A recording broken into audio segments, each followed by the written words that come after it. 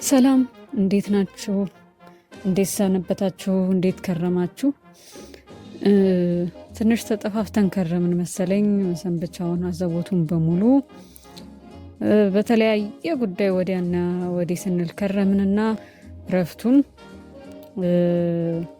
ቅዳሜና እሁዱን ለምን በሳይክል ሽር እያልን አዲስ አበባማ ሽር ነው በጫማ የሚለውን ሙዚቃ ሽር ነው በሳይክል በሚለው ለውጠናት እንዲሁ በሳይክል ውስንል እንዲሁ ብን የሚያደርጉ ሀሳቦችን እያነሳን እየተጨዋወትን ለምን ቀናችንን አንጀምርም፣ ለምን አብረን አንቆይም ብዬ ነው ዛሬ ብቅ ያልኩት።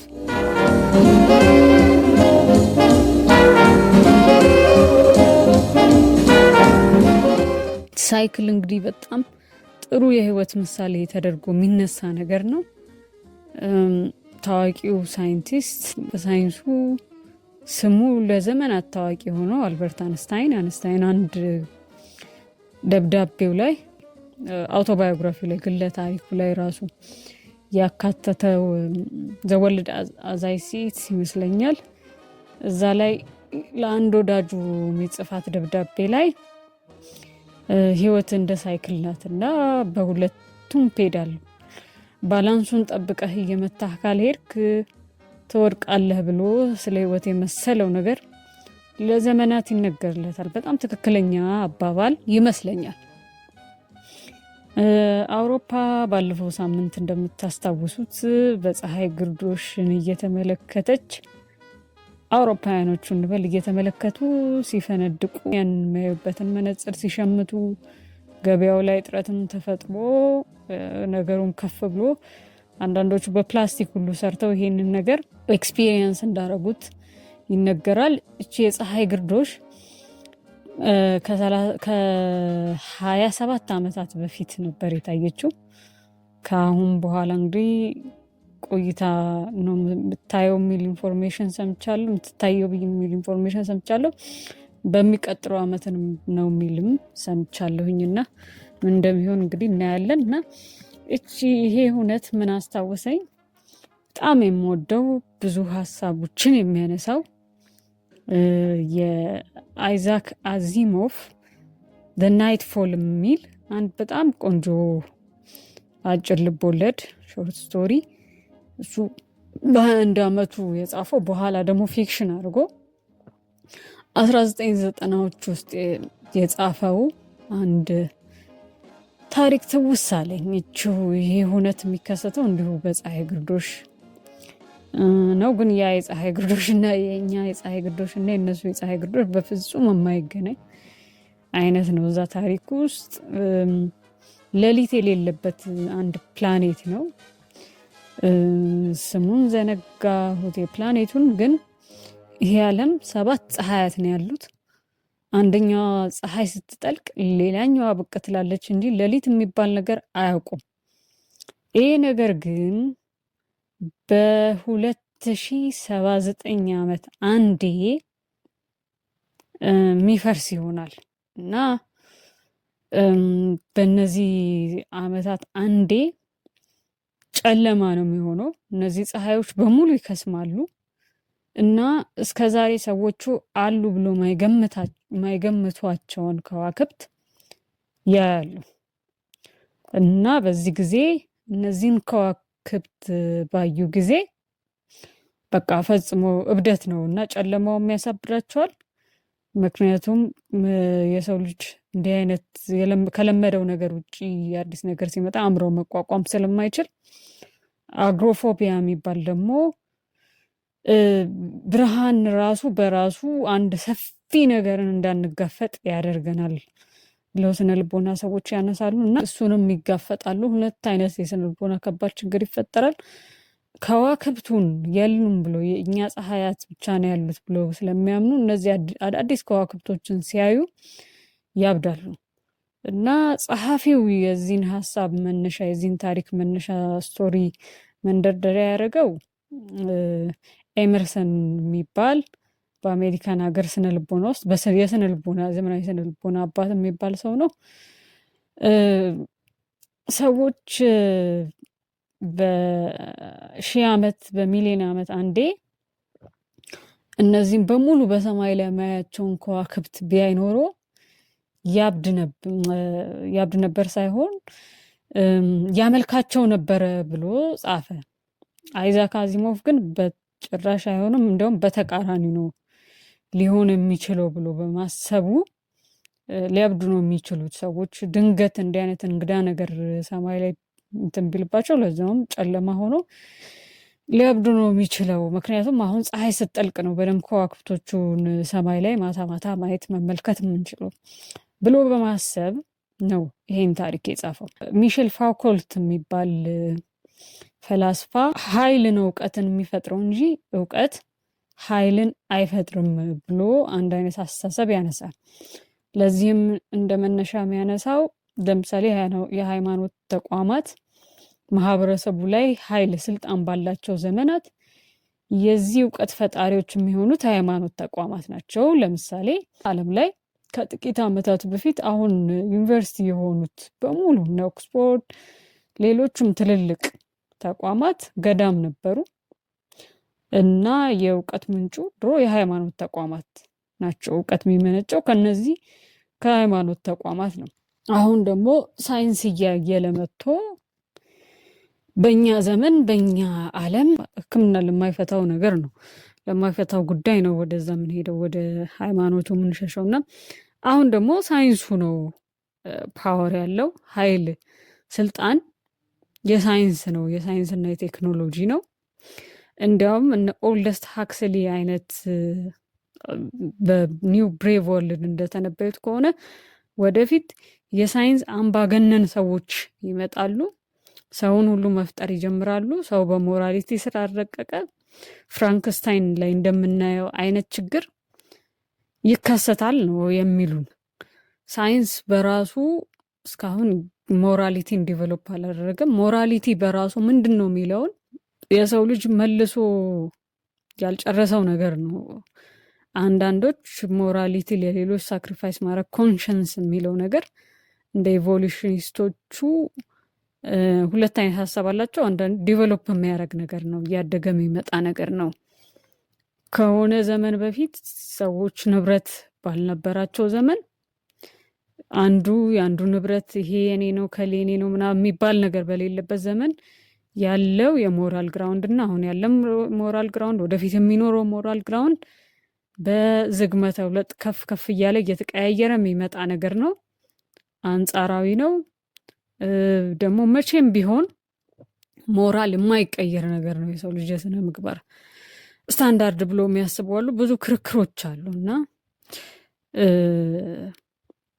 ይሄ የሞራል ግራውንድ የሚመነጭበትም ነገር እንደ ተቋሙ ይወሰናልና ሳይንስ በዚህ የሞራል ጉዳይ ያደገ የተመነደገ ነገር የለውም። እንደውም ስለ ሞራል ጥያቄ አይመልስም። ሳይንስ ስለ ምክንያት ሊመልስልን አይችልም።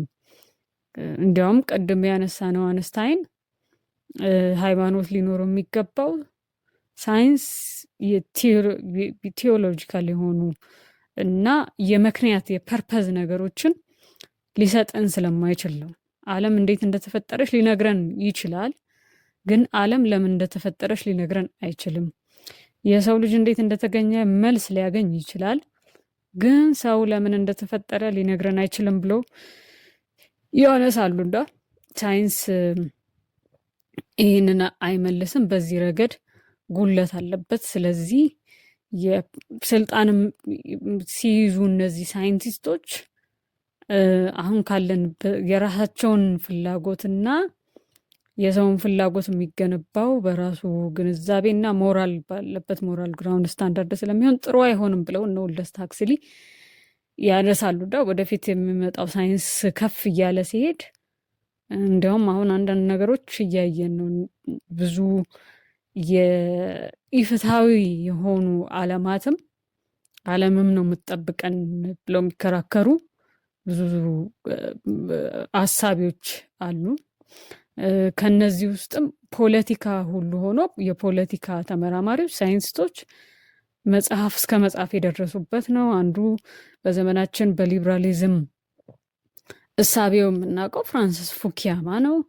ፉኪያማ ፖስት ሂውማን ፊውቸር አይ ቲንክ እንደዛ ይመስለኛል የምትል አንድ መጽሐፍ አለችው። እዚህ መጽሐፍ ላይ መንደርደሪያ የሚያደርገው የጆርጅ ኦርዌል 1984 እና ይሄንኑ የኦልደስት ሃክስሊ ቅድም ያነሳሁላችሁ ዘ ኒው ብሬቭ ወርልድ ነው። እና ዘ ኒው ብሬቭ ወርልድ ላይ የሚኖረው ሳይንቲስት ሰዎችን ይፈጥራል በብልቃጥ።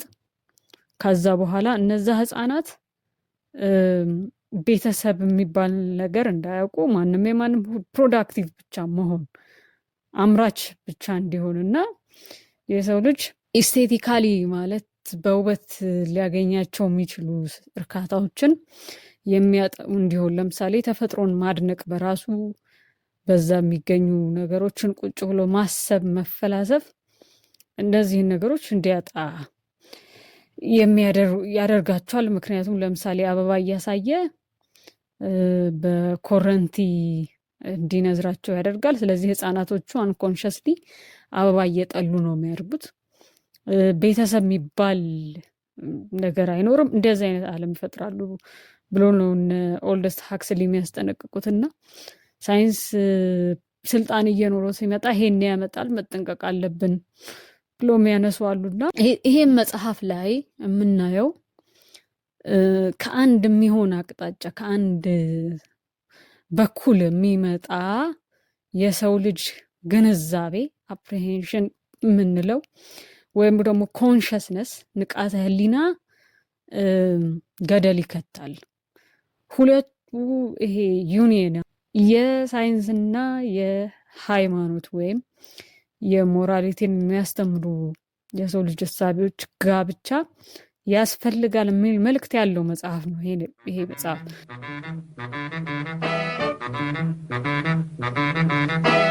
ዓለም ምን ይመስልሻል? ሰው ሁሉ ታዝቦሻል።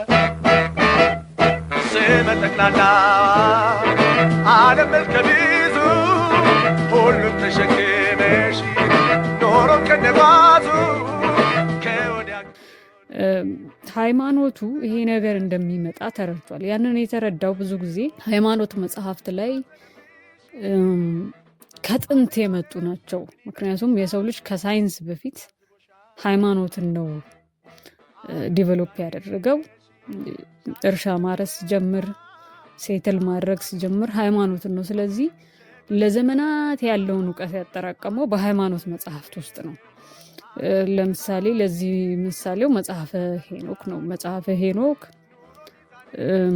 እንዴት የሰው ልጅ ራሱ መጽሐፍ ቅዱስም ራሱ ቁርአንም በለው ሌላ የታኦ ቲቺንግ ሊሆን ይችላል፣ ብቻ ሌላም ብዙ የሃይማኖት ዓለም ላይ ያሉ እያንዳንዱ ሃይማኖቶች በጋራ ሊያሳዩን የሚችሉ ከጌልጋሚሽ ጀምረን ጌልጋሚሽ እንግዲህ የመጀመሪያው የሚባል ዓለም ላይ ያለ የሚባል መጽሐፍ ነው። ከዛ ነው ብዙዎቹ የሃይማኖት አስተምሮች የሚመሳሰሉትም የሚወለዱትም እና እነዚህ ጀምረን ብናይ በሲምቦል የሰው ልጅ ምን እንደነበረ፣ ምክንያቱም ህይወት እዚህ መጽሐፍ ላይ ሳይክሊክ ነው ማለት አንድ ነገር ይመጣል፣ እንደገና ከፍ ይላል፣ ከዛ በኋላ ይወድቃል፣ መልሶ ሌላ ነገር ያው ነገር ይነሳል። ለምሳሌ በዚህ መጽሐፍ መሰረት ከጥቂት ዓመታት በፊት አንድ አርኪኦሎጂስት የምታወጣው አለ። እንደገና በሃይማኖት ሰዎችም እንደሚሉት ዓለም ጠፍታ ነበር እንደገና ትነሳለች ይባላል። በእኛ አሁን መልቲቨርስ ቲዮሪ የሚባል ሳይንቲስቶቹ አምጥተዋል። ሌላም ዩኒቨርስ አለ። እንደገና ደግሞ ከዚህ በፊትም ዓለም እንደገና ጠፍቶ ነው የተፈጠረው የሚላለ። የዚሁ ደራሲ ደግሞ ሌላ ዘ ላስት ኩዌስችን የሚላለ እንደዚሁ የሰው ልጆች አንድ ኮምፒውተር ሰርተው በዛ መልስ አግኝተው ግን አንድ የማያገኙት መልስ አለ። ኢንትራፒ ማለት እኛ እንወለዳለን፣ እናረጃለን፣ ሞታለን፣ ዓለምም እንዲሁ እየጠፋች ነው የምትሄደው እና ያንን ውሃ ቢፈስ አፍሰን እንትን ማድረግ አንችልም። እንቁላል ከቅርፊቱ ከወጣ አይመለስም እንደዚህ እና ነገሮችን ፊውቸር ያለውን ነገር የሰው ልጅ ማስተካከል አይችልም እና ይሄንን በምድር ማስተካከል የምንችለው የሚል ጥያቄ ኮምፒውተሩን ይጠይቁታል። የሰው ልጅ እድሜውን ማስረዘም ይችላል፣ ብዙ ነገር በዛ ልቦለድ ውስጥ ይችላል፣ ግን ኢንትራፒን ማቆም አይችልም። መጨረሻ ኢንትራፒን ማቆም ስለማይችል ዓለም ይጠፋል። ኮምፒውተሩ ኮንሽስነስ ስለሚኖረው አንድ መልስ ይዞ ይቀራል። ሌት ዘ ላይት ቢ የሚል መልስ ነው። ያችን መልስ የሚነግረው ሰው ስለሌለ ኮምፒውተሩ የሰው ልጅን ኮንሽስነስ ይዞ ለዘመናት የቆየ ስለሆነ ሃይፐር ስፔስ ማለት አሁን ካለው ዩኒቨርስ ውጭም ስለሆነ የነበረው ሳይጠፋ ይቀራል እና በተግባር ሌት ዘ ላይት ቢ ሲል በቃሉ መልሶ ብርሃን ይሁን ሲል ብርሃን ይሆንና እንደገና ዩኒቨርሱ ይፈጠራልና እንደዚህ አይነት ተመሳሳይ ታሪኮች በብዙ መጽሐፍት ውስጥ በብዙ ሃይማኖታዊ መጽሐፍት ውስጥ እንደዚህ ይነሳልና እንደዚህ አይነት ነገሮች ነው እዚህም ላይ የሚሆነው። ከ2079 ዓመታት በፊት ያ ፊክሽን ውስጥ ያለው ዓለም ጠፍቶ ነበረ። እነዛ ነገሮች እንዴት እንደጠፉ በሲምቦል እነዚህ የሃይማኖት መጽሐፍት ላይ ነበረ። አሁን ችግሩ የተፈጠረው ምንድነው? የሃይማኖት ሰዎች ምክንያቱን አያውቁትም። ነገሩ ግን እንዴት እንደሚመጣ በዛ መጽሐፍ ነጥብ በነጥብ ተቀምጧል።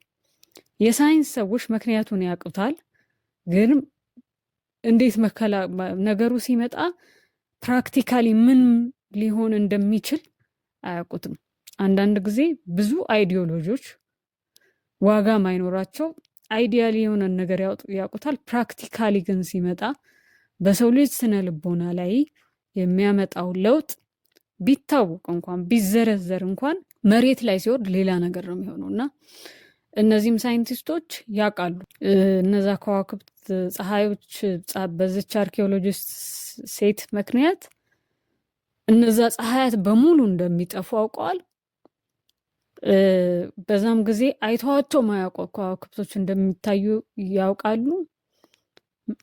የሰው ልጅ ያንን መቋቋም እንደማይችልም ያውቃሉ። ነገር ግን በተግባር ሲመጣ ራሳቸውንም ሴፍ ማድረግ እንደሚከብዳቸው ሲሆን ነገሩ በስነ ስርዓት ምን አይነት ስሜት ሊፈጥር እንደሚችል አያውቁት። ምክንያቱም እውቀትና ስሜት የሚለያዩ ነገሮች በመሆናቸው የሰው ልጅ አእምሮ ምንም እንኳን በሀሳብ ነገሮችን ቢያቅም ኤክስፒሪየንስ ማለትም በልምድ ያገኘው ነገር ነው ስር የሰደደ መከላከያ ሊሆን የሚችለው እና ይህንን ኤክስፒሪየንስ የሚገኘው እዛ መጽሐፍት ላይ ነው። የሃይማኖት ሰዎቹ ደግሞ እዛ መጽሐፍ ላይ ምን እንደሚመጣ ያ መጨረሻው ጊዜ ሲመጣ ምን እንደሚሆን በስነስርዓት ተቀምጧል። ምክንያቱም ግን አያውቁትም። ሁለቱ እንደ ጠላት ነው የሚሆኑት። አሁንም በምናየው ዓለም ላይ እንዲሁ ነው የሚሆነው። ኢማኑኤል ካንት አንድ እሳቤ ያለው። ኢማኑኤል ካንት ከጥቂት ዓመታት በፊት የነበረ ፈላስፋ ቢሆንም ዓለም ላይ ሳይንስ አሁን የደረሰባቸውን ነገሮች በሀሳብ ያስቀመጠ ሰው ነው። አንዱ ከሚያስቀምጣቸው ነገሮች ሀሳብ ብቻውን ዋጋ አይኖርም፣ ኤክስፒሪየንስም ብቻውን ዋጋ አይኖርም። አእምሯችን የኮንሰፕት ፋካሊቲ ያለው በጊዜና ቦታ በሚባሉ አእምሮ ውስጥ ባሉ ዓለምን በምንገነዘብበት አይነት መንገድ በስሜት ህዋሶቻችን ኤክስፒሪየንስ ያደረግናቸውን ነገሮች አዋህደን ነው መረዳት የምንችለው። ታቡላ ራሳ ወይም ባዶ ነገር አይደለም። አእምሮ ሲፈጠር ጊዜና ቦታ የሚባሉ የሚረዳበት ነገሮች አሉ፣ ምክንያትና ውጤት ይባሉ አሉና በእነዚህ መሰረት ነው ዓለምን የሚረዳት የሰው ልጅ ኤክስፒሪየንስ የሚያደርገውን ነገር ብሎ ያነሳል እና ይሄን ሀሳብ በመጠኑ ወደዚህ አጭር ልቦለድ ላይ የመጣ ይመስለኛል።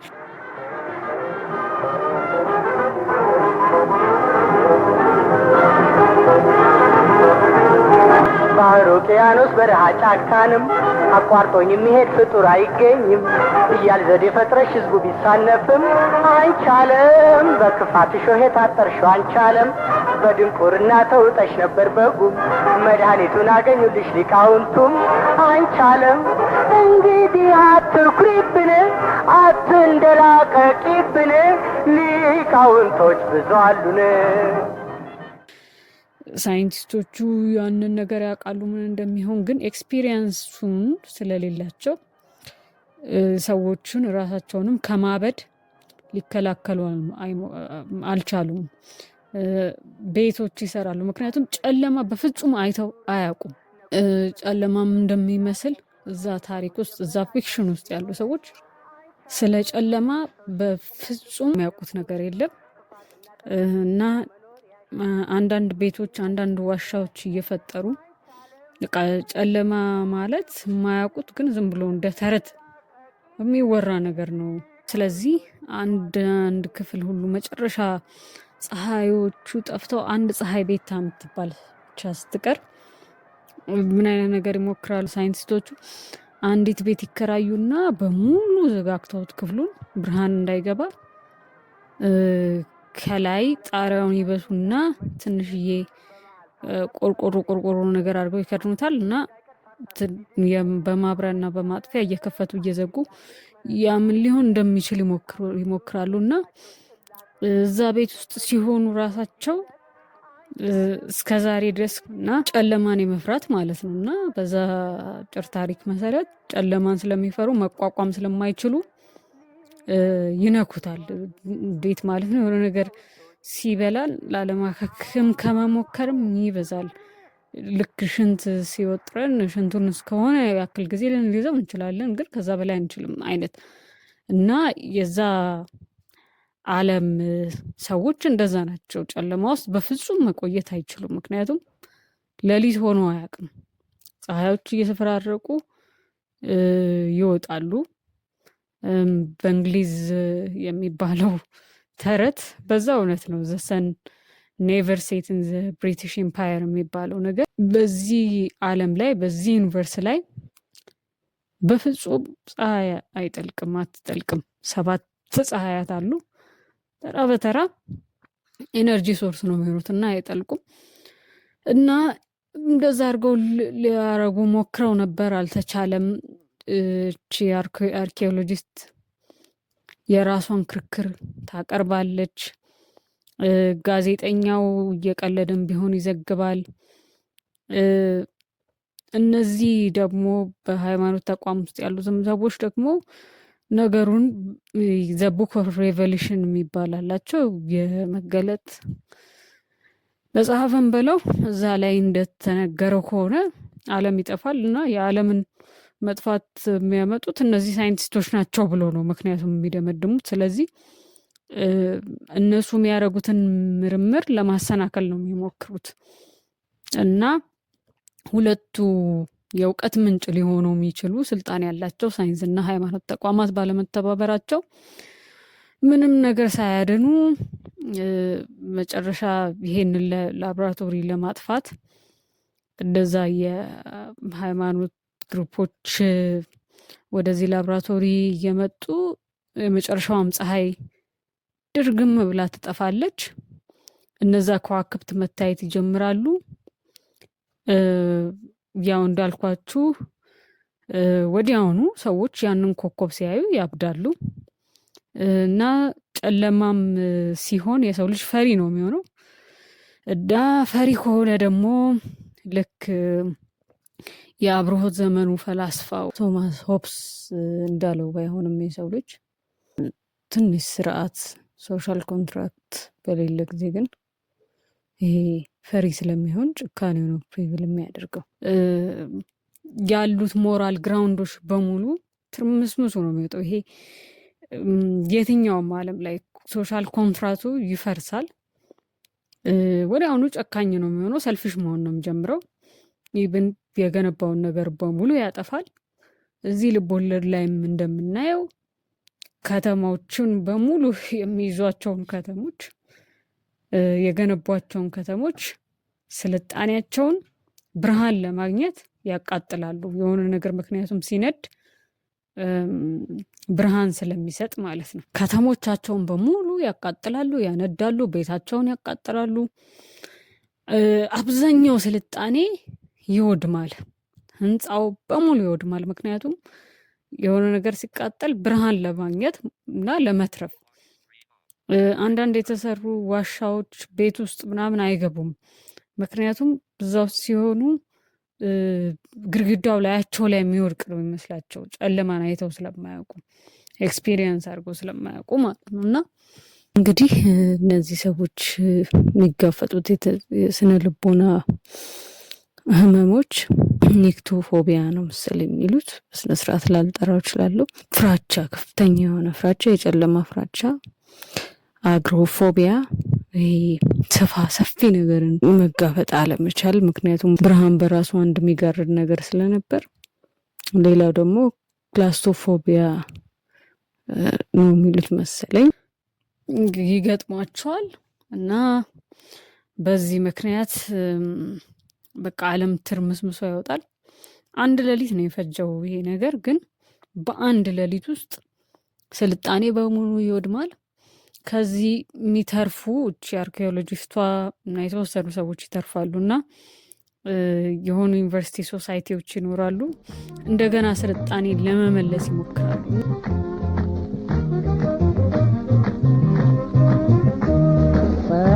ፀሐይነሽ ፀሐይኔቱ አንተረክሞ ይቀሽናረት በእኔናች። እዚህ ጋር ምንድን ነው ደራሲው የሚያነሳው ሀሳብ? ስልጣኔ ማለት ህንፃ መደርደር፣ ፎቅ መገንባት፣ እንደዚህ ነገር ሳይሆን እውቀትን ከትውልድ ወደ ትውልድ ለዘመናት ማሸጋገር ነው ጥበቡ የሚል ሀሳብ ነው የሚያነሳው። ምክንያቱም የሰው ልጆች በሆነ ዘመን የሆነ አይነት ነገር ላይ ደርሰዋል። ቅድም ያነሳውላችሁ መጽሐፍ ሄኖክ ለምሳሌ ብዙ ጥበቦች አሉት ውስጡ። እነዚህ ጥበቦች ዛሬ ያሉን የተወሰኑ ስለ ዓለማት ያለው ግንዛቤ አለ፣ እኛ ስላልደረስንባቸው በኋላ ሳይንስ በአርኪኦሎጂ ቁፋሮ ስላገኛቸው የእንስሳት አጽም፣ ስለ ዳይኖሰር አለ። ጂኦሎጂ ያላቸው ግንዛቤዎችን ሊያሳድግ ልመገብ የሚችል ነገር አለ። አንዳንድ መድኃኒት የሚሆኑ አንዳንድ ሳይሆን በርካታ ቅጠሎች እንዲሁም በአብሮት ዘመን ወስደው ተጠቅመውበታል የሚባሉ ሁሉ ነገሮች አሉና እነዚህ አይነት መጽሐፎች ዓለም ላይ ለምሳሌ የኖህ ታሪክ በእያንዳንዱ ሃይማኖት ውስጥ እኛም ሀገር ለምሳሌ ባሉ በባህላዊ ሃይማኖቶች ውስጥ የኖህ ታሪክ ኖህ ባይሉትም ደጉ ሰው ጥሩ ሰው ምናምን ብለው ታሪኩ ስሙን ለውጠው ታሪኩ እንዳለ ነው የሚኖረው እና የኖህ ታሪክ የውሃ መጥፋት ታሪክ አለና ይሄ ታሪክ ምክንያቱ ሃይማኖት መጽሐፍ ላይ ሌላ ነው፣ ግን በሳይንስ በኋላ እንደተደረሰበት ግላሸር መሆኑ ግላሸር ማለት ዓለም ሙቀት ጨምሮ እንደገና እንትን ብሎ በረዶ እንደዚህ ተከስቶ ምድር ጠፍታ እንደነበረ እነዚህ ለምሳሌ ኮሜቶች መጥተው ምድርን የተወሰነውን ክፍል ዳይኖሰሮች በዛ ነው ጠፉ የሚባለው አጥፍተውታል። ይሄ ሆኖ እንደነበር በሌላ ምክንያት ተደርጎም ቢሆን እውነቱ ተዘግቧል በሃይማኖት መጽሐፍ ላይ። ስለዚህ ከእውነቱም መነሻ አድርጎ ምክንያቱን ሳይንስ ሊደርስበት ይችላል። ስለዚህ ወደፊት ዓለም ላይ ምን እንደሚሆን ዩኒቨርሱ እንዴት እንደምትሄድ ለመረዳት ዋጋ ይኖረዋል። ስለዚህ እውቀትን ይሄን ከዚህ በኋላ ደግሞ በቃ የሚጨነቁት ልክ መልሶ ፀሐያቸው ከወጣ በኋላ እነዛ የከሰሙት ነገሮች ሌሊት ካለፈ በኋላ ሌሊት የሚባለው ነገር እንግዲህ እነሱ ጋር እንግዳ ነው ከመጣ በኋላ መልሰን ይሄንን እውቀት ይሄንን እውነት ለዛሬ 2079 ዓመት እንዴት ማስተላለፍ አለብን እና ብልህነቱ እዛ ላይ ነው። አንድን ፎቅን ምናምን መገንባት ሳይሆን ስለ ዓለምና ስለ አካባቢያችን ስለ ራሳችን ልክ ሶቅራጥስ እንዳለው የሰው ልጅ አደገ ሰለጠነ የሚባለው ራሱን ሲያቅ ነው። ያለውን ግንዛቤ ወደ ዘመናት ማለት በእነሱ ደግሞ በደረሱበት እኛ አሁን ማንደርስበት ሊያስቅ የሚችል ነገር ወደፊት ይኖራል። በእነሱ ልክ ማስተላለፍ የምንችለው እንዴት ነው የሚለው ላይ መጨነቅ ነው ይላል። ሌላው እውነት ትልቅ የሚያነሳው ሀሳብ እውነት ነው። ኤሚሊ ዲከንሰን አንድ በጣም ቆንጆ ግጥም አላት። ምንድነው የግጥሙ ሀሳብ? እውነት እንደወረደ አይነገርም፣ እንደ ፀሐይ ስላንትሊ ነው። ፀሐይ ቀጥታ እንደማትታየው ብትታይ አይንን እንደምታጠፋው እውነትም እንደወረደ የሚነገር ነገር አይደለም። አንዳንድ ጊዜ አንዳንድ እውነትን የሰው ልጅ አእምሮ ሊቀበለው ካልቻለ ያሳብደዋል። ስለዚህ እውነትን አንደኛ አንድ ሰው በሚገነዘበው ልክ መመገብ አለብን። ሁለተኛ እንደወረደ መናገር የለብንም። አሽሞኑን እንደ ሁኔታው አንዳንዴ እውነትም አስፈላጊ ላይሆን ይችላል። እነዚህ ከዋክብት ነበሩ ሰማይ ላይ፣ የሰው ልጅ አይቷቸው አያውቅም። ባያቸው ጊዜ ግን የሆነው ነገር ቢኖር እብደት ነው። ስለዚህ አንዳንድ እውነት ላይጠቅም ይችላል። እንዲያውም አንድ ያስታወስኳትን ታሪክ አንስተን ስለ እውነት እንሰነባበት። ምንድናት እቺ ታሪክ? በእኛ ሀገር አጭር ልቦለድ ዮፍታሔ ካሳ የሚባል ሰው የጻፋት ናት። አንድ ሰው የመኪና አደጋ ይደርስበትና ይድናል። ግን መዋሸት የሚችለው የአእምሮ ክፍሉ በቃ አይድንም፣ ኮላፕስ ያደርጋል። እና ይሄንን ዶክተሩ ሲያውቅ ይደነግጥና ለባለቤቱ ከአሁን ወዲህ ባለቤትሽ መዋሸት አይችልም ሲላት፣ እንዴ ጥሩ ነው ምናምን ትለዋለች። አይ በቃ ይሄን ነገር እንዴት ከባድ እንደሆነ ስትኖሪ ነው የምታውቂው፣ ስትኖሩ ነው ምናምን ብሏታል። በቃ እሷ ደስ ብሏት ምንም ነገር እንደሆነ ስላልገመተች፣ ምክንያቱም የሰው ልጅ እውነትን በተፈጥሮ እንፈልጋለን፣ ግን በተመሳሳይ ደግሞ ሁኔታ እውነት እያወራን አይደለም የምንኖረው። ይሄ ሰው ሄዶ እውነት ውጤቱ ሁሌ ጥሩ ላይሆን ይችላል። ለምሳሌ ይሄን እውነቱን እንነጋገር ተባብለን ብንነጋገር ግንኙነታችንን የሚያበላሽ ሊሆን ይችላል፣ ሰው የሚገል ሊሆን ይችላል፣ ብዙ ሁኔታዎች ሊፈጠሩ ይችላሉ። እና እዚህ ታሪክ ውስጥ ምንድን ነው የሚሆነው? ትገባለች፣ ባሏን ታገኘዋለች፣ በቃ ሰላም ይባባላሉ። ወፈርኩ እንዴ ምናምን ስትለው ተዘፍዝፈሻል ምናምን ይላታል።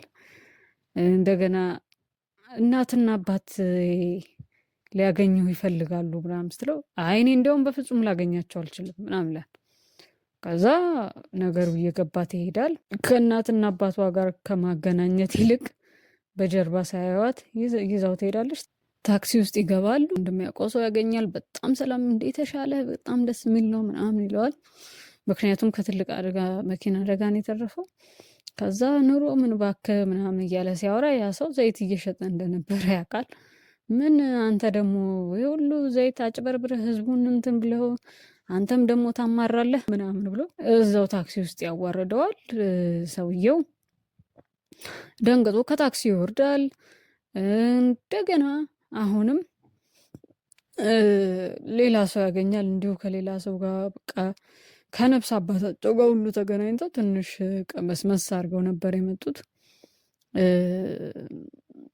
ሲመጡ ምን ነው እርሶ ጋንጋን ይላሉ በጠዋት ምናምን ይላቸዋል። እና እንደዚህ ነው ማለት ሁሉንም ነገር እውነቱን ባንዋሽም እንኳን እውነቷን እንቅጭቅጯን እየኖርን አይደለም ምንኖረው። እና አንድም ቲያትር አስታውሳለሁ የሞልቬር ነው መሰለኝ እንዲሁ እውነት እናገራለሁ ብሎ በጣም ላይክ ከሚወዳት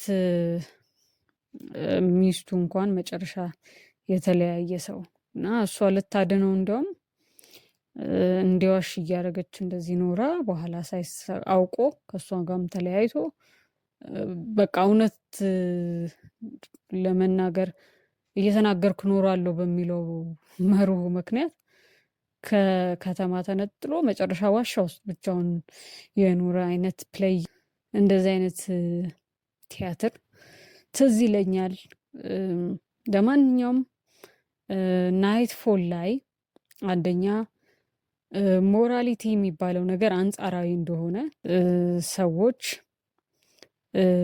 ፈሪ እንደሆኑ እና ፍርሃት ዓለም አቀፋዊ በሚሆኑበት ጊዜ ዩኒቨርሳል በሚሆኑበት ጊዜ ጥርጣሬ የማንም በቃ የሁሉም ሰው እንደሚሆን ይሄን ፍራቻ ጨካኝ እንደሚያደርገን አውሬ የሆነው ባህሪያችንን እንደሚገልጠው አሁን ልንኖርባቸው የምንችላቸው ሶሻል ኮንትራክቶች አንዳንድ ጊዜ አናርኪዝም የሚባል ሀሳብ ያለ አይደለ መንግስት ሳይኖር መኖር ምናምን ይሄ ሊሰራ እንደማይችል ትንሽ ነገሮች አሁን እኛ ኢህአዴግ ሲገባ የሚሆን መንግስት ልቡጥ ምናምን ሲል የምናየው ነገር ነው።